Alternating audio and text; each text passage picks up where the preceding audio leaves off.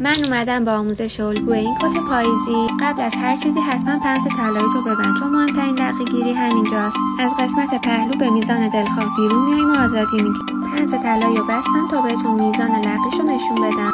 ساسون سرشونه و لقی حلقه رو حتما بگیر. توی این مدل ما سرشونه افتاده‌ای داریم، پس به میزان سرشونه اضافه میکنیم و حلقه‌مون رو ترمیم میکنیم. برای قسمت جا دکمه 4 سانتی متر از سیف بیرون میایم. شروع میکنم یقه گردم رو طراحی کردن. بازی یقه کاملا دلخواهه. محل جا دکمه رو حتما مشخص کن که بعدا فراموش نکنی. بعد از درآوردن سجاف جلو حتما نقاط موازنه رو علامت بزن.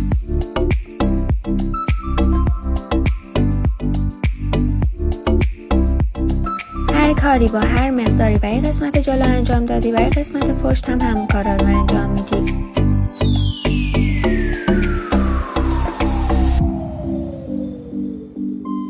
اگر دوست دارین آموزش اساس آستین رو براتون بذارم، کلمه آستین رو برام کامنت کنین.